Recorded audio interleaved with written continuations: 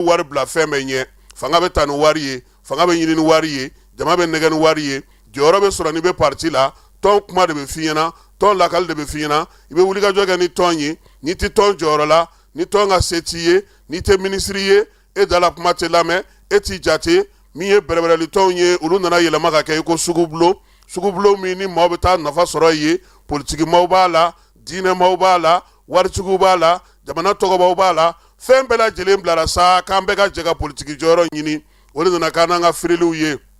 ka coup d'état sen don o la yɛlɛma fanga nali na siraw fɛ o bɛ kɛ cogoya minnu na dunko juguya ni yuruguyurugu ni bɛnkan mun dogolen don jamanadenw na o y'a to bɛɛ lajɛlen kɛra sew maaw y'a ye k'a fɔ taafa ni nafa t'a la maa kegumaw y'u ɲɛsin u ka baaraw ma min ye maa minnu ye n'olu sɔmina joona olu y'a dɔn k'a fɔ ko politiki bɛna wolo min na olu yɔrɔ janya la kabini kuma jan min ye parti politikiw yɛrɛ tutigɛbaw ye minnu ka dulokiw joli b'u la hali b'u ka duw kɔnɔna na minnu miiri mana jigin u bɔdon fɔlɔw la u b'a dɔn k'a fɔ k'u ye min kɛ olu caman y'u yɛrɛ minɛ sabula a fɔr'olu ye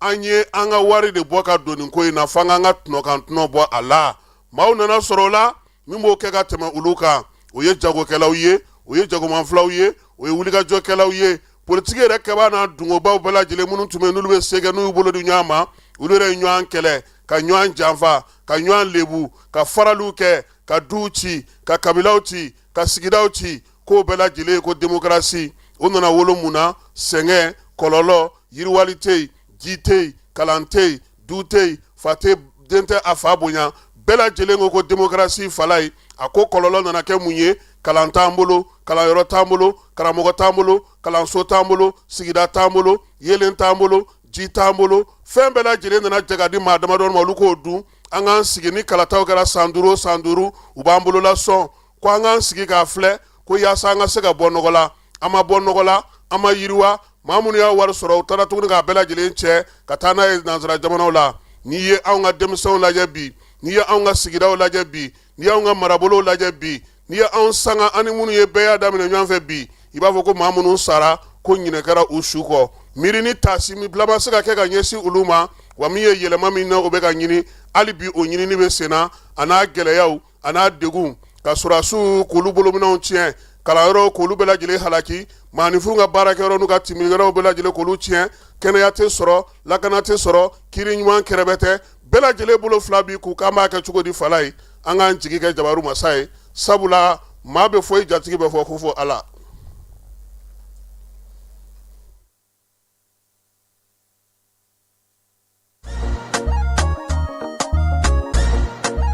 dugutigi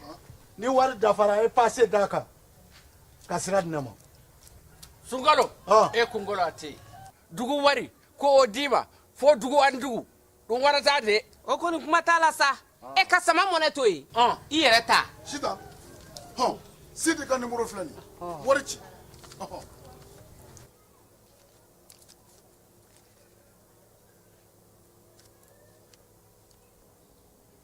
wari sera.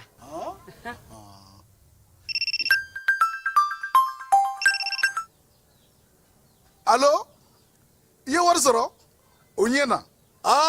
tiɲɛ yɛrɛ la ko ni sama bɛ maa min ɲɛ ko n komi t'i gosi. Ngonga. sama mɔnɛ i yɛrɛ ta a sɔngɔ ka nɔgɔn ni mali wari ci sira bɛɛ ye dépôt ye fu ye wari bɛ ci fu ni application ye wa bɔsara ye musaka fitinin ye sama mɔnɛ ji ni kuran bɛ sara n'a ye créditw bɛ ta n'a ye sanni feere bɛ kɛ n'a ye sama mɔnɛ nin y'anw maliyɛnw ta ye a y'a si filɛ ka nkalon bɔ n da.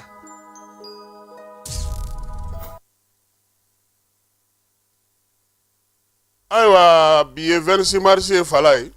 nin waati na ni ma fili jamanakuntigi san kan ka sɔrɔ ale kɔni ye yiri feere da ka ba monument de martyr la Balabugu pont jigɔrɔ la ka taa dugu kɔnɔna na énergie ale fan fɛ welewelemada kɔni kun bilara kunnafonidilaw ma bɛɛ lajɛlen kun kan ka se ka taa fara jamana ɲɛmaaw kan ministres calatigɛ jɛkulu bɛɛ lajɛlen ale ni lasigiden minnu bɛ an fɛ yan baara kun kan ka kɛ bi sɔgɔmada in na kɛrɛnkɛrɛnnenya la n'ala sɔnna ma Famara Berete ale taara o kɛnɛ kan min mana na b'o la bi su in na an na o da aw tulo kan a bɛ se ka o faamuya cogo min na n'an bɔra ye fala ye min ye taji naliko ye a bɛ sen na hali bi nka an bɛ min fɔ taji tigiw ɲɛna ani maa minnu bɛ ka na ni taji ye fala ye taji bɛ ka na o ye tiɲɛ ye nka gasoil bɛ mini gasoil tɛ ka ye dɛ mɔgɔ yɛrɛ bɛ k'u yɛrɛ ɲininka gasoil donna wo jumɛn kɔnɔ anw kɔni b'a ɲini Seko Jɛki maaw fɛ Fala ye ani DNCC maaw olu minnu bɛ kibaruya da an ma don o don u ka bɔ ka ɲɛfɔli fana k'an ye gasoil fana na a bɛ min a bɛ sɔrɔ cogo di sabula an ɲɛ b'a la k'a fɔ mɔgɔ dɔw bɛ k'a sɔrɔ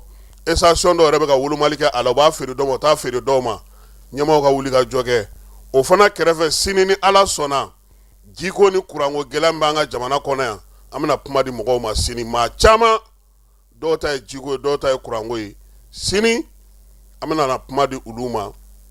an y'a fɔ fana ko kiri min bɛ senna Fala ye n'o ye kɛrɛnkɛrɛnnenya la pankuru ni bɛ mɔbili minnu kan ka sa jamana sɔrɔdasiw ye a kiri ko a jaabi ni Ala sɔnna a ma sini o bɛna di nka baaraw olu daminɛna kunun ko kɛrɛnkɛrɛnnenya la ka ɲɛfɔli kɛ soldadonbagaw olu fana y'u ka sɛbɛn sɔrɔ n'Ala sɔnna a ma sini kiri ko bɛɛ bɛna i ta ni bila dɔn ka kɛ ni ɲɛmaaw ye kiri ɲɛmaaw ye jaabi minnu sɔrɔ ani baara minnu sera ka kɛ u bolo kɛrɛnkɛrɛnnenya la sabula a yera k'a fɔ nin waati laban in na min ye soldadonbagaw ye olu kun fununa kosɛbɛ ka kɛ ni kiri ale yɛrɛ kɛcogo ye an bɛ taa bilakaw fɛ yen bila nin y'a tile 10 ye a fila bɛɛ bɛ ɲɔgɔn na sa taji tɛ yen kuran tɛ yen u ka énergie k'a a batteriw a fɛnw bɛɛ lajɛlen lankolon don a groupe bɛɛ lajɛlen lankolon don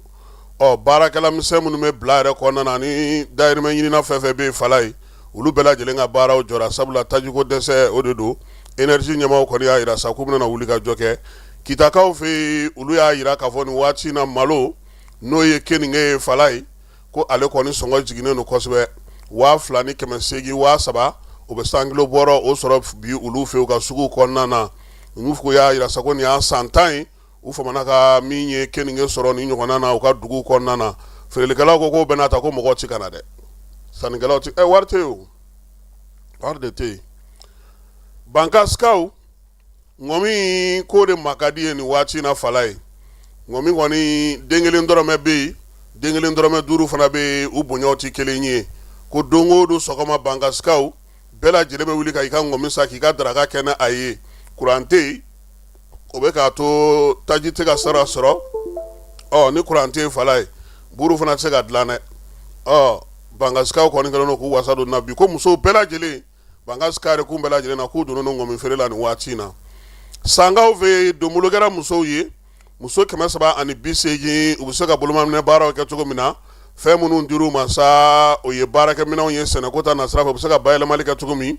ye tigabɔrɔw olu dir'u ma sumansiw n'o ye nɛrɛkolo ye ka taa se foronto ma fini o fana bɛ a la u ye segiw fana d'u ma ani manaso min ni litiri 5 ji bɛ se ka k'o kɔnɔ ani filenw nin bɛɛ lajɛlen dira muso ka baɲumankɛtɔn min fɛ n'o ye feere yiriwali ka nana sira fɛ musaka o bɔra min ye nglɛw olu ka lasigidenso b'an fɛ yan n'o ye Royaume-Uni ye ko yaasa ka se ka musolakaw dɛmɛ sangaw fɛ u yɛrɛ ka se k'u ka bolomayɛlɛmali baaraw kɛ yanni waati nɔgɔyaw ka na u ka se ka cɛsiri kɛ kayikaw fɛ vɛri i n'a fɔ n da ye ɲɔgɔnko n'a bɛ a to i ka se ka yeli kɛ o dira personnes âgées ma Fala ye Fala ye an kan ka taa nin kɛnɛ kan dɛ nin nage kɔrɔbaw ye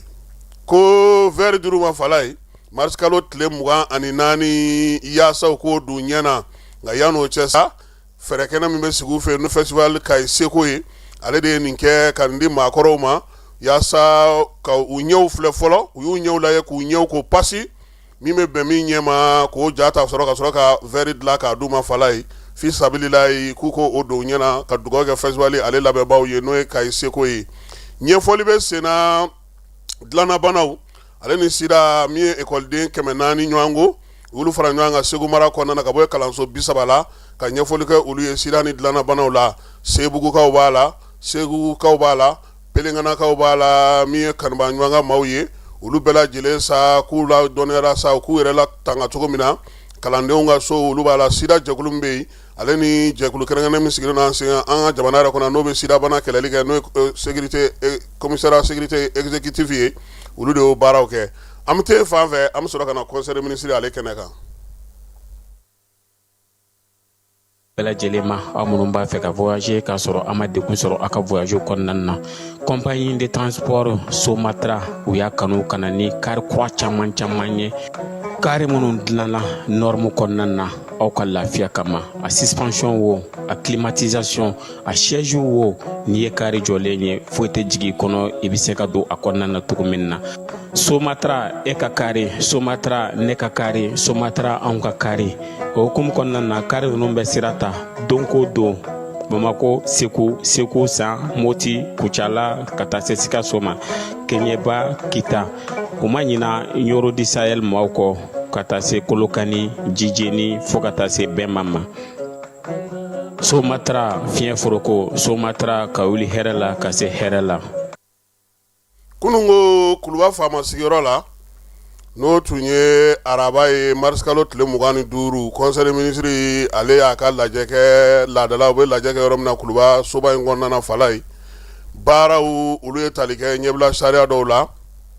ministre ka baara bolodalenw n'u ka baarakɛlenw u y'u da don o fana na sariya ko ta nasira fɛ sa ministre min bɛ sigida lakana ni yiriwali kuntalajan kunna ale ye conseil des ministres ladɔnniya sa k'a jira k'a fɔ k'u tun ye kuma lase kɛ Malase bɛ tali kɛ fɛɛrɛ kɛrɛnkɛrɛnnen bɛ sigi politique sira fɛ saniya bɛ se ka jigin an ka jamana kɔnɔna na cogo min na k'a daminɛ san 2026 ka taa se san 2030 ma min ye conseil des ministres ye ale yɛrɛ ka lajɛ min kɛra février kalo tile 13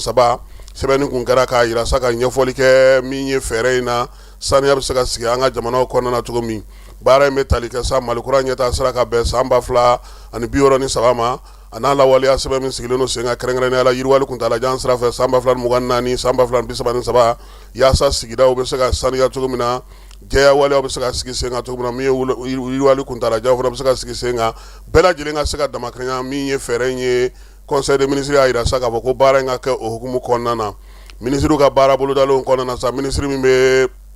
jamana kɔnɔna lakana ko kunna n'o ye Dawudu Ali Mohamedini ye ale ye conseil des ministres ladɔnniya ko jamanakuntigi kun y'a ɲini a fɛ maaw bɛ wele ni numéro minnu ye polisilakaw gendarmelakaw garilakaw fɛ fala ye ko k'a kɛ numéro surumaw ye koyi yaasa weleli bɛ se ka nɔgɔya cogo min na ko baara in ko a kɛra ka ban pewu Dawudu ko la sa ko ni maa maa b'a fɛ ka polisilakaw wele fala ye 101 101 n'i b'a fɛ ka gendarmelakaw sɔrɔ 111 111 n'i b'a fɛ ka protection civile mɔgɔw sɔrɔ n'a b'a fɔ olu ma ko sapeur pompier 122 122 n'i b'a fɛ sa secrétaire permanent jɛkulu min sigilen don sa marafamisɛnninw ni u n'a ɲɔgɔnnaw kɛlɛli la an ka jamana kɔnɔ o ye 133 133 min ye jɛkulu min sigilen don dɔrɔgu n'a nɔnafɛnw kɛlɛli kama n'o ye OCS ye n'i b'a fɛ k'olu lasɔgɔ farala ye 135 o ye 135 ye jɛkulu min sigilen don waati gɛlɛmanw kɛlɛli hukumu kɔnɔna na n'an b'a fɔ ma ko Sekojaki n'i b'a fɛ ka olu sɔrɔ o ye 144 ye 144 min ye garde national maaw ye olu ye 145 ye 145 yaasa nin baara in ka se ka kɛ sa Dawudu ko nin kɛkun ye min ye maaw mago mana jɔ nin fɛn fɛn na i ka se ka weleli kɛ joona k'a sɔrɔ a ma kɛ numéro janw ye jamana ɲɛmaaw ye nin laɲini de kɛ u fɛ o baara fana o de bannen filɛ nin ye ale y'o yira conseil des ministres la ministre min bɛ jagoko kunna an ka jamana kɔnɔ a ko ka kɛ ni kɛlɛ min bɛ sen na Moyen-Orient na fala ye ko a kɔlɔlɔ ntan tɛ dɛ kɔlɔlɔ in k'a bɛna boli farafinna jamanaw kan sabula an ka tajiw n'an ka minɛnw ni karajogow bɛɛ lajɛlen bɛ bɔ Kɔgɔji ka yɔrɔ min na ka na n'o ye Detroit d'Ormuz ye ko tɛmɛli kɛlen don Kataba 4 ye bi zanni kelen kelen bɛɛ lajɛlen tɛ se ka tɛmɛ min ye Kɔgɔji sanfɛla la sa ka bɔ Azikaw fɛ ka na nanzarakaw fɛ fo farafinna ko gɛlɛya bɛna don a la o la conseil des ministres ale ladɔnniyara k'a jira k'a fɔ ko Mali kɔnna ka jɛrɛ kɛ sigi sen kan hakilila 10 k'u ye olu bɔlɔ lajɛlen bila sa yaasa u bɛ se ka lawaleya cogo min degun in n'a nana an bɛ se ka kunbɛn cogo min na minisiriso bɛɛ lajɛlen jɛminɛna don a ko in na fala ye a lawaleyali hukumu kɔnɔna na min ye sɛbɛn in ye ministre Musa Alassane Diallo ale ka maaw ye ɲɛfɔli k'a la k'a fɔ conseil des ministres ɲɛna sa ko bɛɛ lajɛlen kan ka jɛ k'i bolo di ɲɔgɔn ma sɛbɛn in ale lawaleyali la n'o ye hakilina 10 ye min b'a to nin ko in kɔlɔlɔ a bɛ se ka tɛmɛ an kan cogo min na o la sa ko an bɛ yɔrɔ min na bi maaw da dumunifɛnw ka taa fara balofɛnw kan hakilisigi kɛlen don a la nka don nataw la fɛɛrɛ kɛrɛnkɛrɛnnen bɛna sigi sen kan fana jamana n'a dɛmɛbaga jɛkulu yaasa ka se ka dɔ fara a kan minisiriso caman olu bɛna jɛ ka baara in kɛ minisiri min bɛ bagan mara ni sɛnɛko kunna n'o ye Yubaba ye ale ko misi feere tako 18 na k'o sigira sen kan selinicini hukumu kɔnɔna fala ye k'u kun ye feereli in kɛ sa misiw ye misi minnu n'a feereli daminɛna mars kalo tile 11 ka taa kuncɛ tile 19 laɲini tun ye min ye sa Bamako n'an ka marabolo bɛɛ lajɛlen bɛ se ka misi sɔrɔ da nɔgɔ na cogo min nin tako 18 na in u ye ale bila hukumu min kɔnɔna na sa ka dɛmɛ kɛ ka ɲɛsin maaw ma cɛfɔ ni kanbɛ kɔnɔna na basigi ani lafiya o la sa ko in kɔni k'a kɛra sewa ye sabula o tun b'a fɛ ka misi 4,310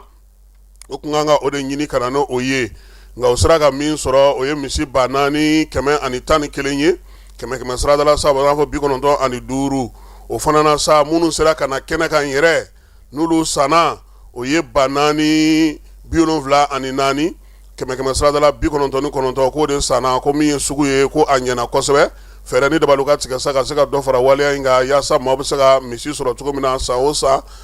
selisini ale la an terimuso n'o ye minisiri Asaba Jalo ye conseil ministre ladɔnniya bana cɛjugu in ka fala ye ko nin waati in kɔnɔna ko funteni bɛ ka dadigi kɛ bana in na a jiginna kosɛbɛ ka tɛmɛ dɔgɔkun tɛmɛnen kan général d'armée Asimi ale ko k'an ka tangalaw k'an taalan ye yaasa an bɛ se ka kisi banaw ma cogo min a kɛra bana sugu sugu ye maliden kɛnɛman sanuman o de bɛ fasojɔ baaraw kɛ Bamako mars kalo tile 25 san 2026 secrétaire général du gouvernement Birama Kulibali chevalier de l'ordre national.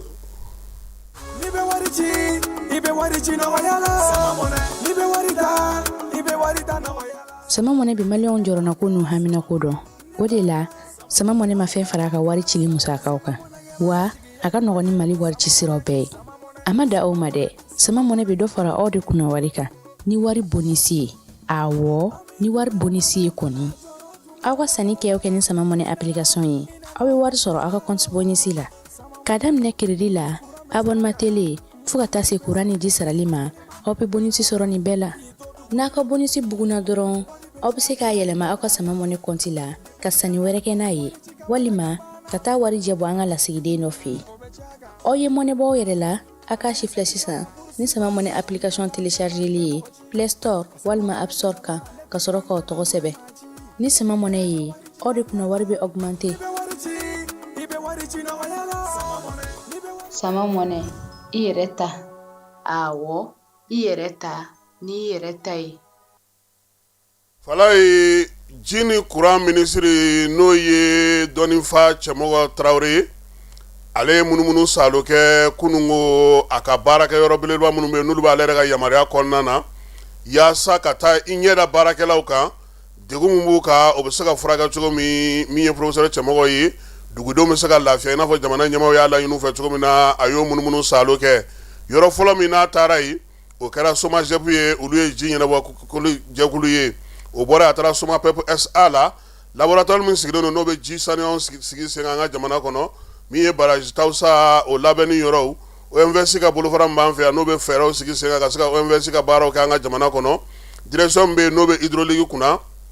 min ye baara fan filanan ye sa a taara n'o ye kuranko ta nasira fɛ o de la a taara énergie direction b'a la ka taa Amadère la Amatep ka taa yen Amarapu a n'a ka baara yɛrɛ nana kuncɛ énergie di Mali kɔnɔna na yen sa a y'a yira sa k'a fɔ ko laɲini ye mun ye fɛn minnu bɛ yen bi n'olu ye ɲuman ye u k'olu sinsin baara bolodalen belebeleba minnu bɛ yen k'olu sigi sen kelen kan fɛɛrɛ min bɛ se ka sigi sen kelen kan ka se ka énergie yɛrɛ k'a lataa ɲɛ cɛmɔgɔ y'o fɔ a ko a ka nin taama in o ye kana bɔ maaw ye k'i ɲɛda u kan ka se ka ɲɛfɔli kɛ u ye kɛrɛnkɛrɛnnenya la baara min bɛ yen ni olu sigira sen kan énergie yɛrɛ kɔnɔ ko olu ye ani baarakɛlaw yɛrɛ k'a ta ɲɔgɔn da ɲɛŋɛ degun min bɛ yen fɛɛrɛ min bɛ se ka sɔrɔ joona kuma tɛ nin waati in na sunkalo tɛmɛnen kɔfɛ halisa jiko ni kuranko gɛlɛya min bɛ sen na a bɛ se ka fɛɛrɛ min sɔrɔ la Keba Jalo ale tun bɛ baara in kɛnɛ kan énergie di Mali kɔnɔna na ministre ye min fɔ a ye bamanankan na an ka jɛ k'aw lamɛn. pression bɛ yɔrɔ min sisan kelen de don an bɛ se ka courant di cogo di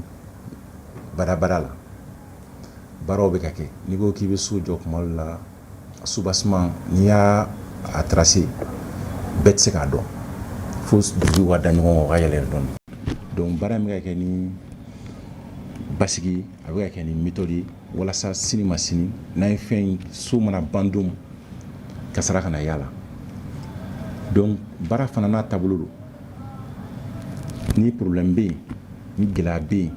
a ɲininen don a ka yɛlɛ sira dɔ de fɛ mais o kɔrɔ tɛ fana ko baarayɔrɔ la an jɔlen don ɲɔgɔn na bɛɛ bɛ jɔyɔrɔ dɔ de la jɔyɔrɔ belebele qui est très important mun ka fisa kosɛbɛ baara in na n'an ye jateminɛ kɛ an bɛ du dɔ de ɲɛmɔgɔ ye an bɛɛ bɛ jamana dɔ de kɔnɔ mais an si tɛ se ka lafiya k'a fɔ ko n'an taara k'an bolo bɛ nin baara la ko hali bi maliyɛn dɔw fana ma lafiya o tɛ kuma dɔ la an ka fugariya ye dugumamɔgɔ minnu bɛ ka baara kɛ sanfɛmɔgɔw minnu ma an kɛrɛfɛ yan a tɛ taa n'an m'an bolo di ɲɔgɔn ma tuma dɔ la fɛɛrɛ dɔw bɛ sɔrɔ hakilina dɔ bɛ ta duguma hakilina dɔ bɛ ta sanfɛ mais a ka kan ni mun ɲɛna an k'o tila an ni ɲɔgɔn cɛ n'o ye hakilina ɲumanw ye a kan ka yɛlɛ cogo min a bɛ se ka di baarakɛlaw fana tɔw ma cogo min walasa exemple min kɛra n'o kɛra réussite ye an k'o partager an ni ɲɔgɔn cɛ donc o kama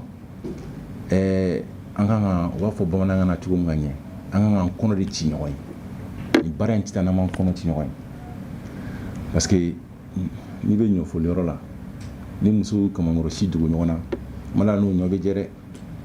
donc a ɲinini an bɛɛ kelen fɛ ka daminɛ ne yɛrɛ la ka tɛmɛ marani fɛ ni gɛlɛya bɛ yen an ka sigi an ka kuma an ka solution sɔrɔ an ka taa ɲɛfɛ joona parce que n'o tɛ ne tɛ a bɛ gɛlɛya k'a fɔ ko n'an ye baara kɛ kɛrɛfɛ bɛɛ k'a fɔ ka ale ka a ka daga yɔrɔ la an se ka taa ɲɛfɛ kosɛbɛ a bɛ gɛlɛya kosɛbɛ donc a bɛ cɛsiri min na ne b'aw fo monsieur le directeur a ye baara mun kɛ k'a yira ne la i ni ka équipe a bɛ wasa kun bɔ ko yalanin jenina depuis 2h du matin 3h du matin aw équipe kun bɛ boli la ni ye mɔgɔ ye kɛnɛ kan ale yɛrɛ a n'a ka ɲɛmɔgɔ mɔgɔ dɔw bɛ kɛnɛ kan n'u yɛrɛ tun ye mobili jɔtɔ ye Kɔjala ne ka mobili jɔtɔ ye Kɔjalanin mɔgɔ jɛmanw don u tun bɛ commencer ka fin donc olu mɔgɔ donc an ye jateminɛ kɛ u y'a yira n na sun b'u kan mais u tɛ se ka taa so ni baara dɔ ma ban parce que il faut que dɔw ka si yelen na maliyɛn bɛɛ ka si yelen na a bɛ se ka kɛ cogo di donc dɔw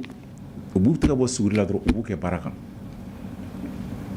a kɔni vraiment ne bɛ se k'o kuma fɔ fan bɛɛ parce que a kɛra ɲɛna n kun b'u nɔfɛ donc solution sɔrɔla la solution sɔrɔla la caméra ma don micro ma ta jemi ma fɔ baara kɛra mais n'i ye baara tiɲɛni min kun donna n'i y'a tiɲɛni n'i y'a hacké n'i y'a di mɔgɔ mɔgɔ ma n'a ye wagatinin fitinin f'i ye kalo 3 ye n'a ye kasara nafolo f'i ɲɛna miliyari de tun bɛ fɔ mais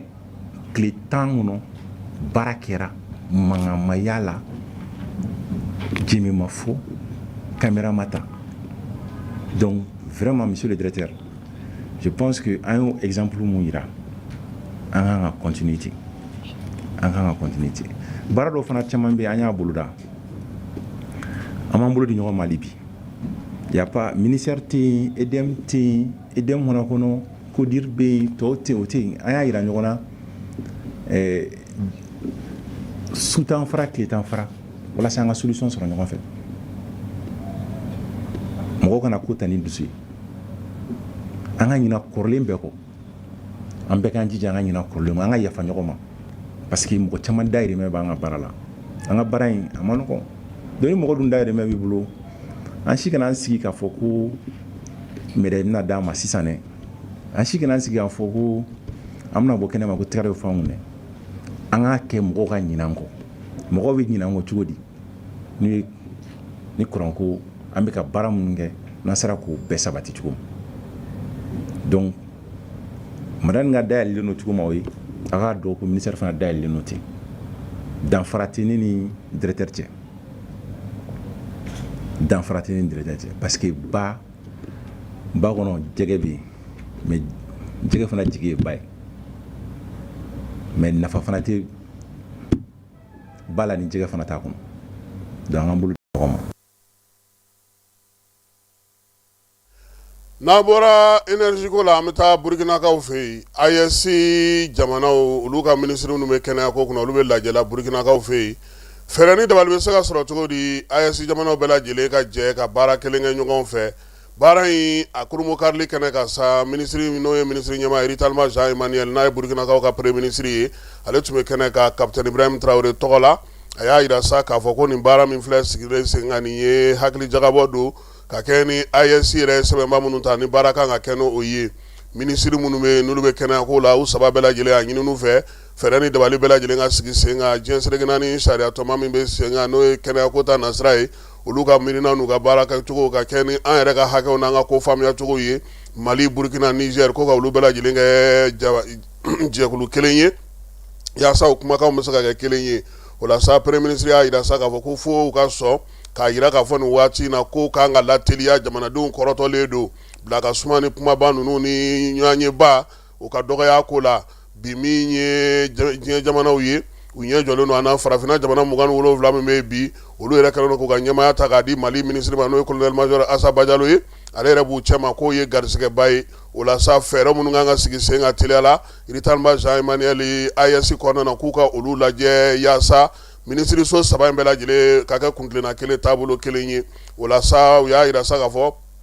jɛrɛ in kɛnɛ kan banamisɛn minnu bɛ yen bana kumaba minnu bɛ yen ani bana minnu bɛ yen n'olu bɛ se ka lafurakɛ joona cogo min na k'olu fɛɛrɛw sigi sen kan kɛrɛnkɛrɛnnenya la min ye Burukinakaw ye olu y'a yira sa k'a fɔ bololabaara minnu b'olu bolo bi n'o ye fɛɛrɛ kɛrɛnkɛrɛnnenw ye olu y'o dari jira Mali yɛrɛ ye baara minnu kɛ paliko ta nasira fɛ olu fana y'o yira min ye Niger ye ale ka fɛɛrɛ minnu bɛ yen n'o ye yiriw ye ale fana y'o fɔ sabula maa man ka ɲinɛ o kɔ baara in ale senfɛ ministre yɛrɛ dama fana tilara ka ɲɔgɔn ye kɛrɛnkɛrɛnnenya la Assa Badialo ale ye hakilina falen kɛ ka ɲɛfɔli kɛ u ye kɛrɛnkɛrɛnnenya la bi na jɔyɔrɔ min b'a bolo n'o o ye OMS o ɲɛmaaya ye an ka fanfɛ bolo fɛ hakilinaba minnu b'a la n'a ye fɛɛrɛ minnu sɔrɔ ko hɔnna n'olu falen ɲɔgɔn ye yaasa baro nata don filanan kɔnɔna na u bɛ se ka sinsin cogo min na yanni baara in bɛɛ lajɛlen ale ka kuncɛ sabula ale bolo kɛnyɛrɛ ye ni faso baarakɛlaw kan ka jɛ ka u bolo di ɲɔgɔn ma baara bɛ se ka ɲɛ cogo min na kɛnɛya ko ta nasira fɛ AES ale bakun kan sifin ba kelen Orange kɔnɔna na k'olu de gɛnna ka bɔ baara la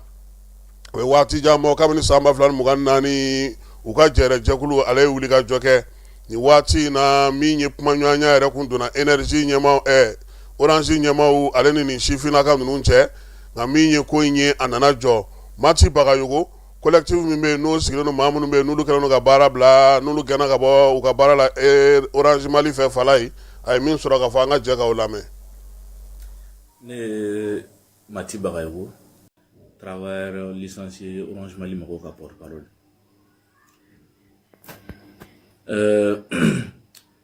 Anw ye mɔgɔ 151 Orange ye minnu gɛn ka bɔ baara la n'u t'olu ta da bɔgɔ jeninen kan.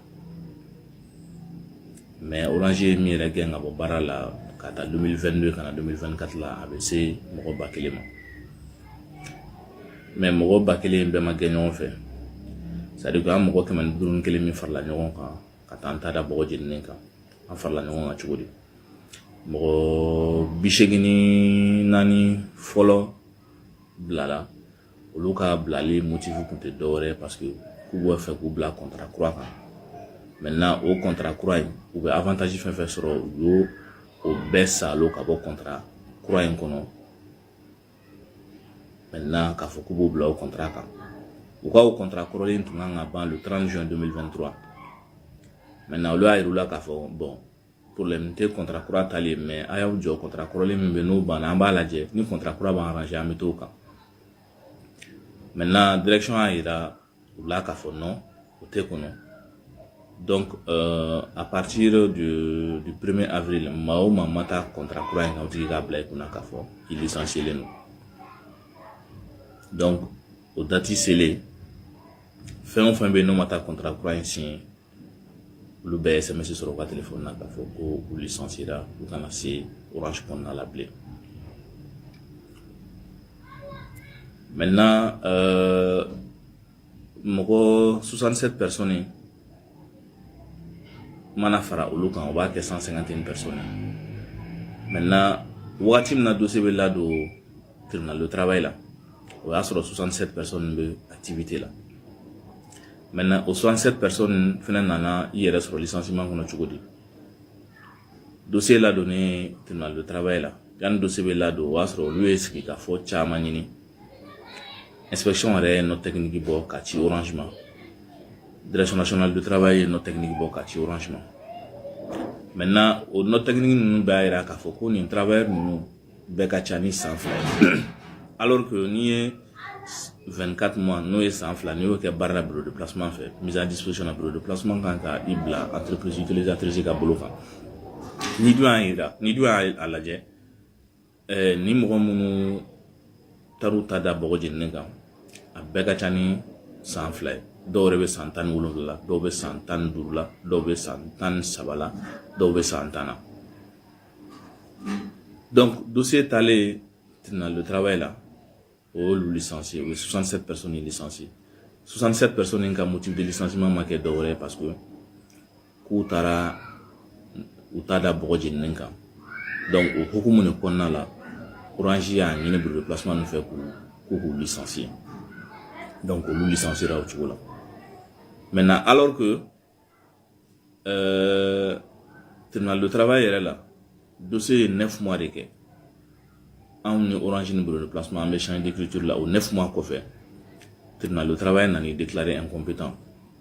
k'a fɔ k'olu tɛ se ka kiiri in tigɛ maintenant ka tila k'a yira ko 67 personnes minnu tun bɛ activité la k'olu ma licencié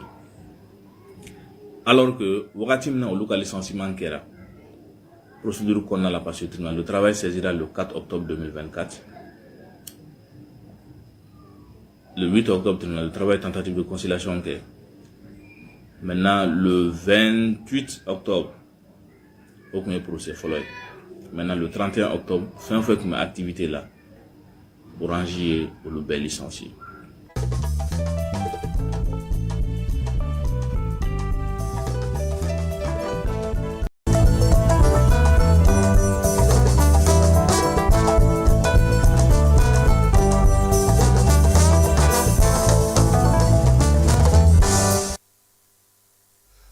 Fala ye laginɛkaw ka premier ministre kɔrɔ n'o ye Lansana Kuyate CEDEAO ye ale sugandi ko ale ka kɛ kumaɲɔgɔn ye Mali, Burkina, Niger olu ni ale ni ɲɔgɔn cɛ n'o ye AES jamanaw ye min ye Lansana Kuyate ye maa min don a dɔnnen don kosɛbɛ Ginɛkaw fɛ yen farafinna kɔnɔna na fana a ye baara caman kɛ kuma tɛ wariko ta nasira fɛ nka nin waati in na jamanaw kɔni y'a yira sa k'a fɔ kumaɲɔgɔnya in a bɛ sɔn ka gɛlɛya Kuyate kɛ bolo Fala ye sabula ni ye ninnu ye kumaɲɔgɔnya la o kɔrɔ ko fɛɛrɛ ni janjugu dɔ dantɔ d'u fɛ u bɛna wuli ka jɔ kɛ ka ɲɛsin jamana ninnu ma nka hakililasigi kɛlen don a ko la k'a yira sa k'a fɔ ko min ye Kuyate kɛ ye n'a labɛnna waati o waati a na bisimila ka se k'a lamɛn ka hakilinaw dɔn yaasa jaabi bɛ yen n'o kan ka d'a ma kuma tɛ nin waati in na AES ninnu a bɛ Burkina Faso kaw olu de bolo k'a daminɛ mars kalo tile 24 na ka na se a tile 25 ma kɛlɛ min bɛ sen na n'o bɛ Moyen-Orient kɔnɔna na a ye para kuraw ta sabula gosiliw kɛra Israɛliɛnw fɛ ka ɲɛsin min ye Iran ale ka pɔriw ma kuma tɛ Badar Anazali ma min ye Kwaji kɛnɛna na yen waati ninnu na